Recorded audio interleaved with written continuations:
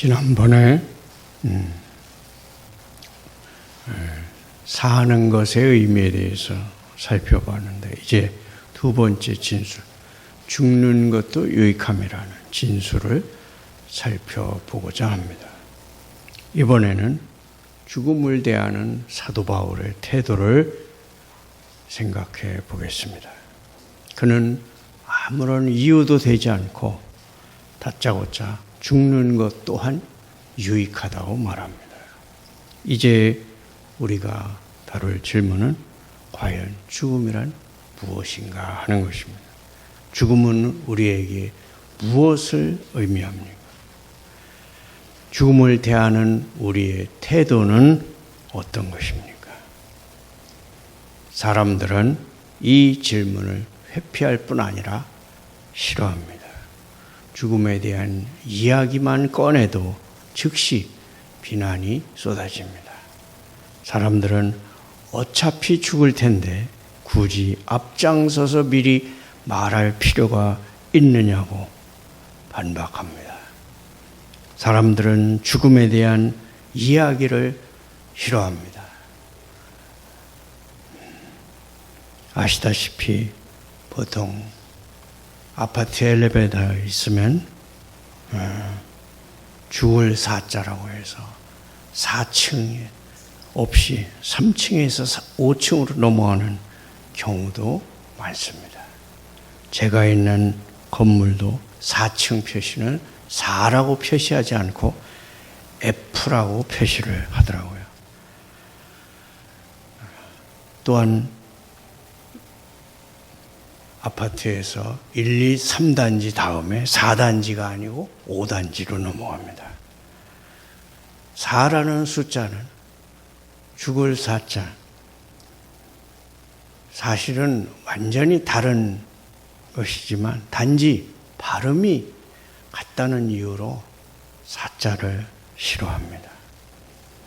또한 죽음에 대한 설교도 싫어합니다.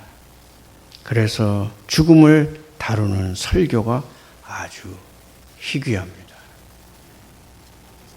메멘토 모리라고 하는 라틴어 격언이 있습니다. 메멘토 모리, 그것은 자신의 죽음을 기억하라. 너는 반드시 죽는다는 것을 기억하라. 내가 죽을 것을 기억하라는 라틴어 격언입니다. 옛날 로마에서는 원정에서 승리를 거두고 개선하는 장군이 시가 행진을 할 때 노예를 시켜서 행렬 뒤에서 큰 소리로 외치게 했습니다. 메멘토 모리. 그것은 전쟁에서 승리했다고 너무 우쭐대지 말라. 오늘은 개선 장군이지만 너도 언젠가는 죽는다. 그러니 겸손하게 행동하라 하는 의미에서 생겨난 풍수입니다. 작가 이어령 선생은 이런 말을 했습니다. 죽음을 염두에 둘 때 우리의 삶은 더 농밀해진다. 저 꽃을 또 볼 수 있을까?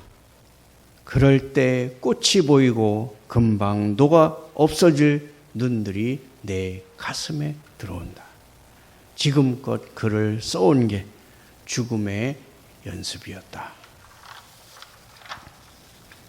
삶에 온 관심을 쏟는 것도 죽음이라는 현실을 잊고 최대한 죽음을 생각하지 않는 데 도움이 되기 때문인 것 같습니다.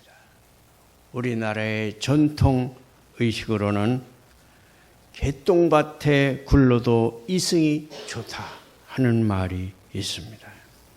그러나 믿음의 선조들, 청교도들은 그렇게 하지 않았습니다. 그들은 시종일관 죽음을 의식하고 삶을 바라보았습니다.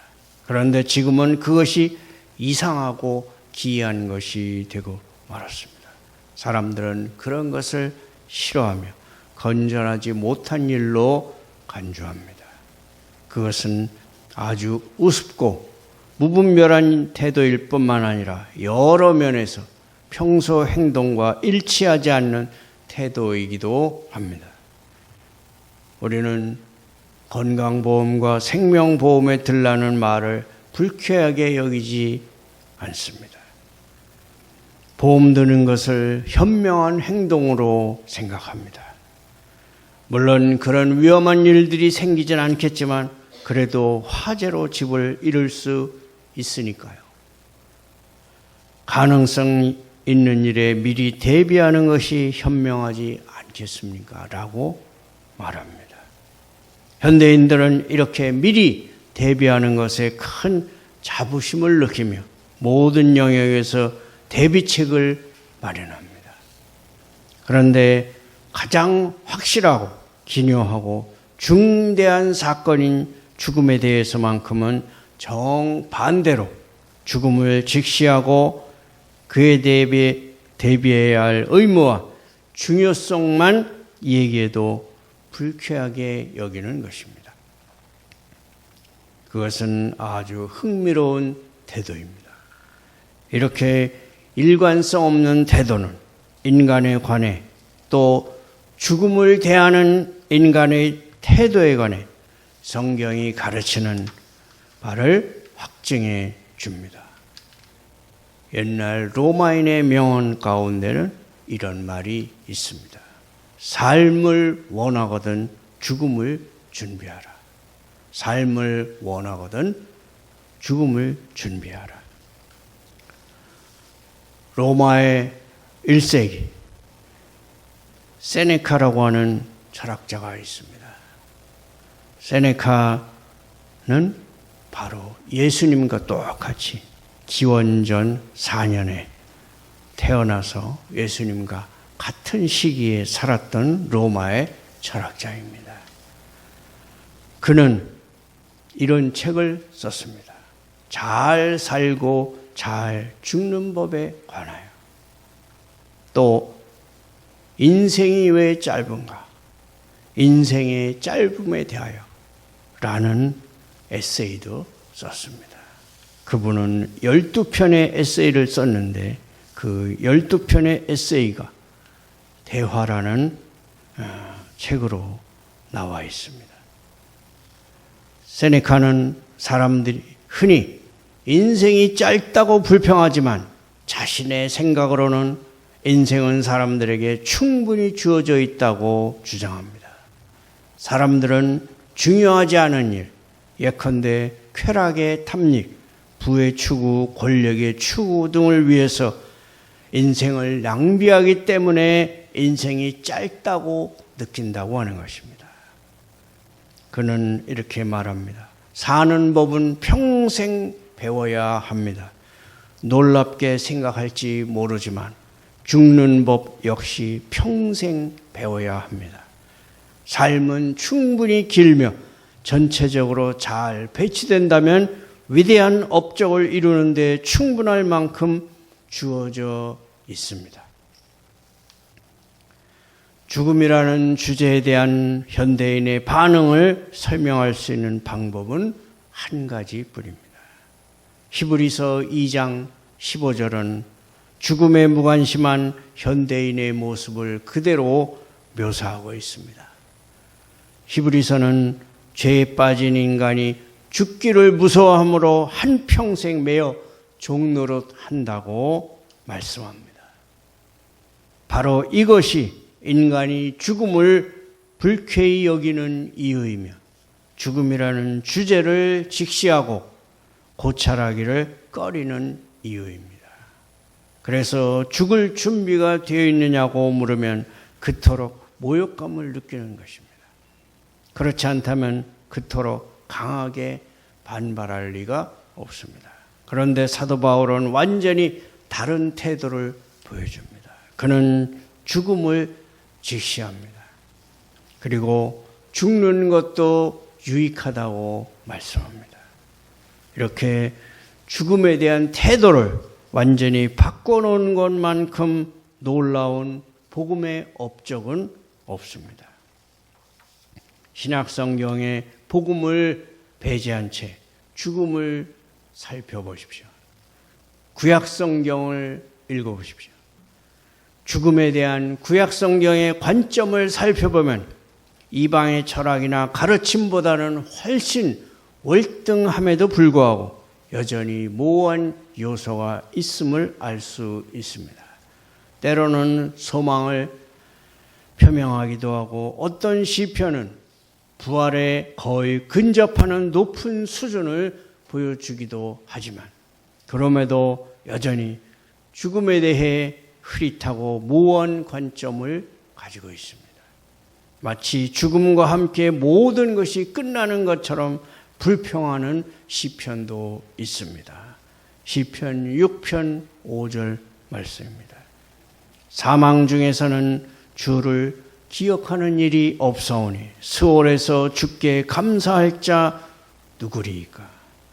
구약 성경에서는 죽음과 스올을 하나님에게서 분리된 영역으로 여깁니다. 스올이란 다시 말하면 지옥이라고 할 수 있습니다.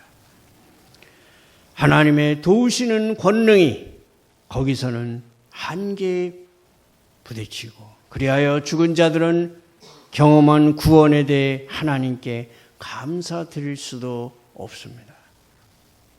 죽음에 대한 새로운 태도는 우리 구주 되신 예수 그리스도께서 오신 후에야 비로소 등장합니다. 바울은 디모데에게 이 점을 짚어주면서 그리스도께서 복음으로 생명과 썩지 아니할 것을 드러내셨다고 말씀합니다. 신약성경 특히 복음서를 펼치면 죽음에 대한 완전히 새로운 관점, 과거에는 없었던 새롭고도 낯선 관점을 발견하게 됩니다. 이것이 가능한 것은 당연히 부활 덕분입니다. 부활은 죽음을 정복할 수 있다는 증거이며 이미 죽음을 정복했다는 결정적인 증거입니다. 주님은 죽은 자들 가운데서 부활하심으로써 죽음과 무덤이 정복되었다는 사실을 제자들에게 명백하게 보여주셨습니다. 부활이라는 이 중대하고 영광스러운 사건 덕분에 베드로를 비롯한 사도들과 최초의 그리스도인들이 죽음을 완전히 새롭게 바라볼 수 있었습니다. 그리고 웃으면서 죽음을 맞을 수 있었던 것입니다. 또한 죽는 것도 유익하다고 말할 수 있었던 것입니다. 그들은 부활을 보면서 당연히 주님이 육신으로 계셨을 때 약속하셨던 많은 일들을 함께 떠올렸을 것입니다. 요한복음 14장 1절에 이렇게 주님은 말씀합니다.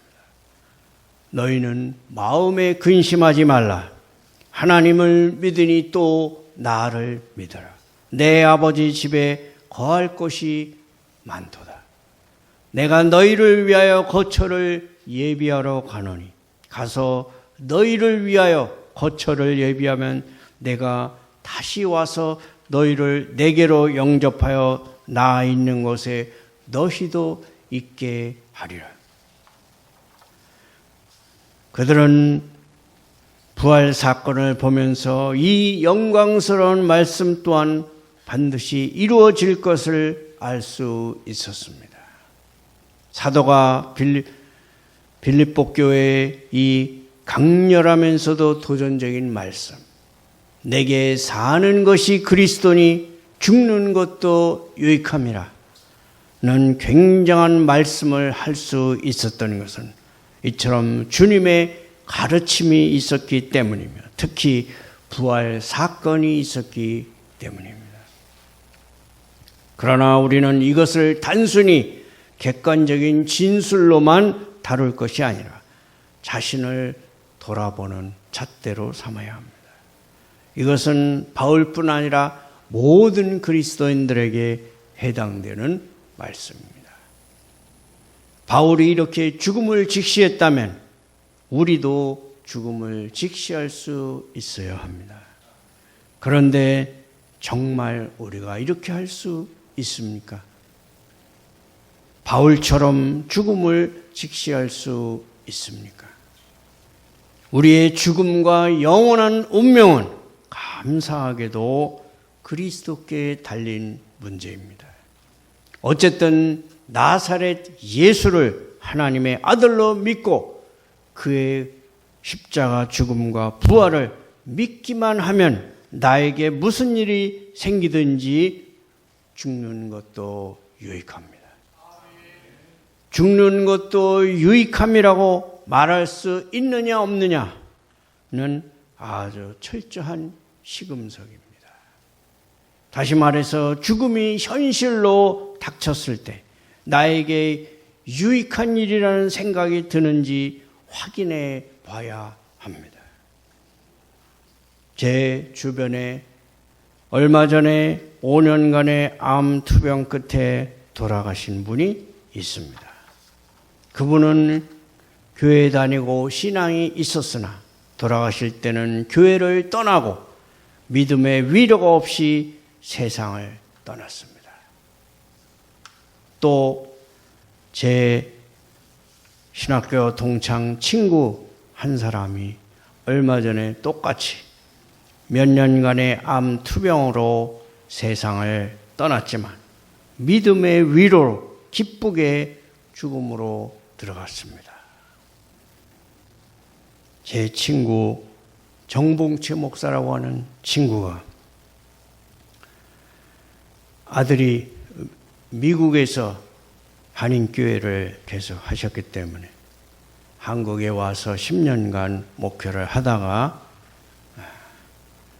몇 년 전에 암 투병으로 다시 치료차 미국에 가 있었습니다. 그리고 아들이 의사였기 때문에 그곳에서 치료를 했습니다. 얼마 전에 그가 세상을 떠나기 직전에 갑자기 일어나더니 이런 말을 자녀들에게 했다고 합니다. 하나님 아버지가 허락하셨어. You are okay 라고 말씀하셨어. 즉 하나님 아버지가 받아주시고 이제 됐다. You are okay 라고 주님이 그렇게 말씀하셨다는 것입니다. 그래서 유가족들은 그가 천국에 들어갈 것을 확신하고 위로를 받았다고 하는 것입니다. 그가 하나님 아버지가 허락하셨다고 말씀하고 바로 혼수 상태로 들어갔고 그 다음 날 새벽에 하나님의 부름을 받았습니다. 살아서 이 세상에 있을 때나 죽을 때나 저 세상에서나 우리에게는 오직 그리스도만이 우리에게 위로가 됩니다. 죽는 것도 유익합니다.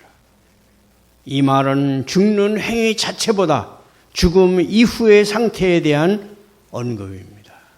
사도 바울은 23절에 보면 떠나서라는 단어를 사용합니다. 여기에는 두 가지 개념이 있습니다. 첫 번째 개념은 닻을 올리는 것입니다. 즉 항구에 정박했던 배가 닻을 올리고 출항하는 것입니다. 이렇게 볼 때 죽음이란 육지를 떠나 바다를 건너 또 다른 항구로 들어가는 것. 즉 이 세상에서 다음 세상으로 건너가 그 순수한 기쁨의 땅에서 사는 것을 의미합니다. 떠나는 것을 배를 타고 바다를 건너 최종 목적지에 이르는 일로 보는 것입니다. 또 한 가지 의미는 장막을 걷는 것, 야영 생활을 접고 길을 떠나는 것입니다. 여기에는 유대인들의 독특한 인생관이 반영되어 있습니다. 사도 바울은 고린도 후서 5장 1절에 만약 땅에 있는 우리의 장막집이 무너지면 이라고 말합니다. 우리의 장막집이 무너지면 바로 이 개념을 차용하는 것입니다. 사도 베드로도 우리 주 예수 그리스도께서 내게 지시한 것 같이 나도 나의 장막을 벗어날 것이 임박한 줄을 알기 때문에 이 장막에 있을 동안에 그리스도인들에게 몇 가지 사실을 일깨우려 한다고 말씀합니다. 이 장막이란 우리의 육신을 말합니다. 이것은 유대인의 전형적인 관점입니다. 덧없는 세상의 삶은 마치 장막 생활과 같다는 것입니다. 즉 영원한 거처가 아니라는 것입니다.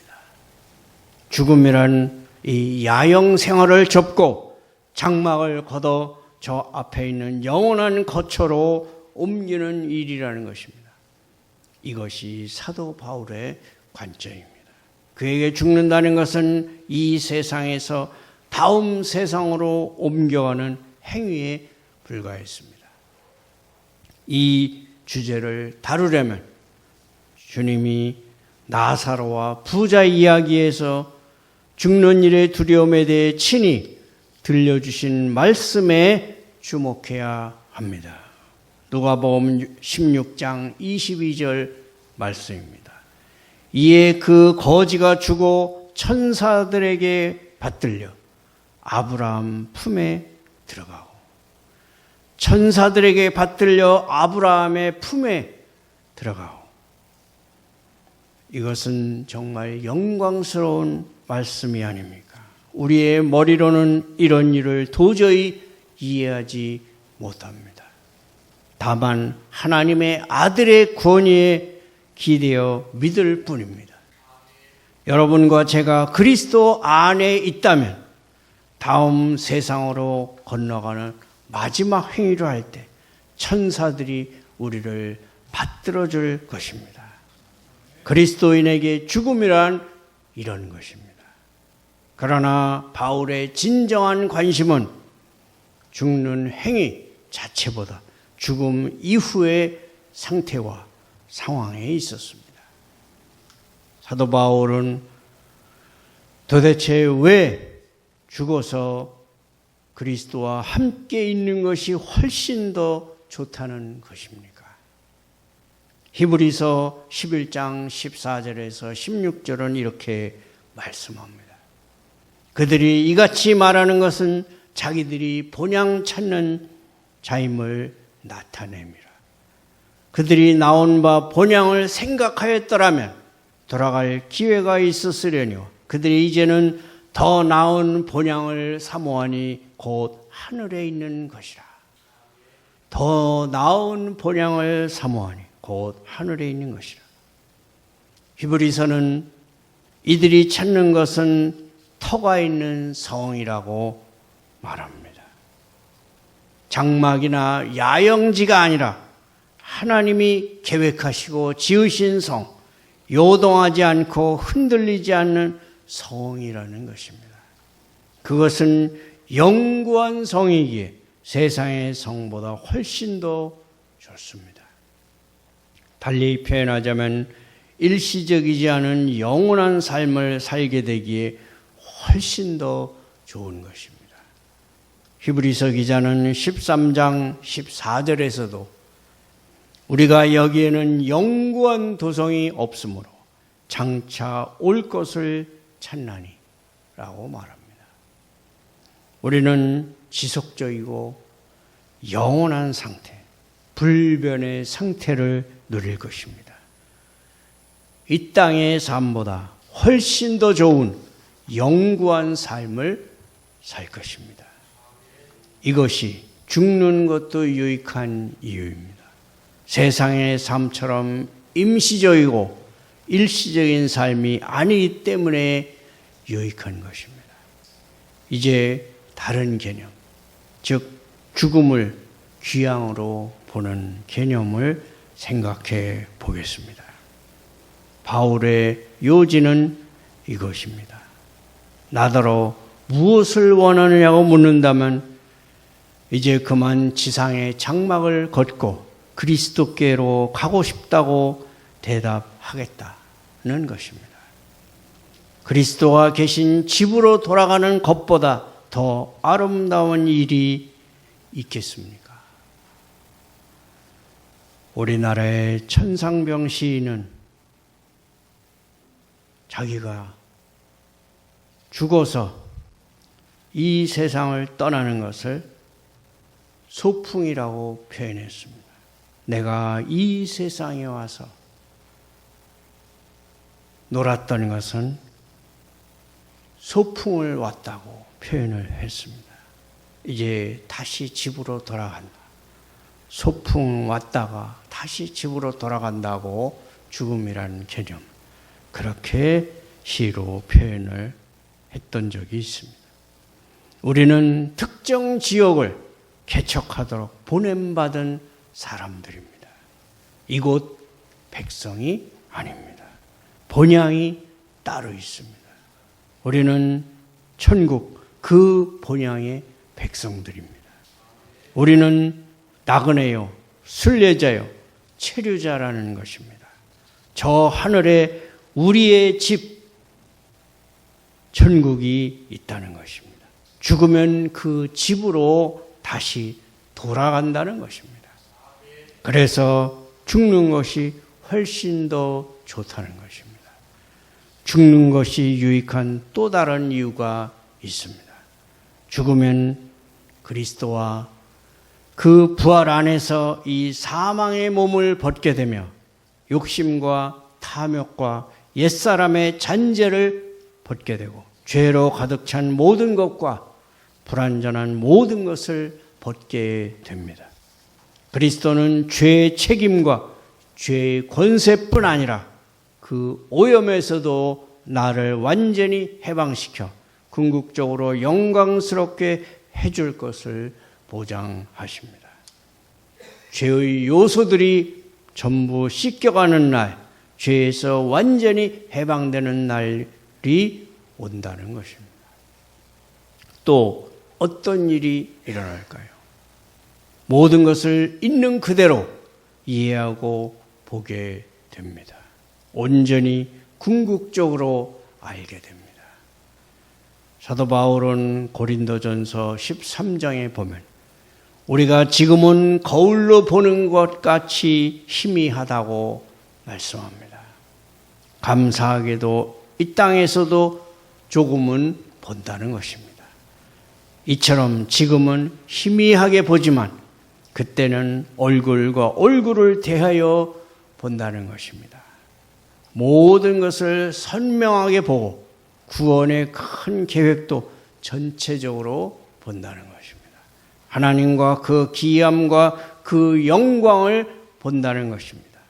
아무 한계나 장애가 없이 이해하고 안다는 것입니다. 우리도 이렇게 죽음을 맞이해야 합니다. 무엇보다 죽음이 참으로 유익한 것은 그리스도와 함께 있게 되기 때문이라고 바울은 말합니다. 세상에서도 그리스도께서 우리와 함께 하시며 우리에게 말씀하시는 경험을 하는 것은 참으로 감사한 일입니다. 그러나 안타깝게도 그 상태가 내내 지속되지는 않습니다. 우리의 영혼이 활기를 잃는 때, 그리스도와 멀어진 것 같은 때, 서로 간의 교통이 막히는 때가 있습니다. 우리는 세상에서 보는 것으로 행하지 않고 믿음으로 행합니다. 감정이 메마르고 사방이 꽉 막혀도 믿음을 가지고 전진합니다. 그러나 천국에서는 서로 간의 교통이 막히는 법이 없습니다. 중단 없이 영원토록 동행할 수 있습니다. 바울은 이런 이유들 때문에 죽는 것도 유익하다고 말합니다. 우리가 천국에 가고 싶은 유일한 이유는 그리스도와 함께 있기 위해서이며 그를 보기 위해서입니다. 내게 사는 것이 그리스도니 죽는 것도 유익함이라. 내게 사는 것이 그리스도라고 말할 수 있는 사람만이 진정 평안하게 죽음을 맞이할 수 있으며 죽는 것도 유익하다고 자신 있게 말할 수 있습니다. 이스라엘을 기만했던 거짓 선지자 발람이 있습니다. 민수기 23장 10절에 보면 그 거짓 선지자 발람은 이렇게 말합니다. 나는 의인의 죽음을 죽기 원하노라. 나는 의인의 죽음을 죽기 원하노라. 그러나 의인의 죽음을 죽기 위해서는 의인의 삶부터 살아야 한다는 사실을 그는 망각했습니다. 죽는 것도 유익함이라고 확실하게 말하고 싶다면 지금 이 자리에서 내게 사는 것이 그리스도라고 말할 수 있어야 합니다. 사도 바울은 이 말을 할 수 있었기 때문에 뒤의 말도 할 수 있었습니다. 내가 그리스도 안의 삶으로 진정으로 죽음도 그리스도 안에서 유익하다고 믿고 그러한 영광스러운 확신으로 살아가는 여러분이 되시기를 축원합니다.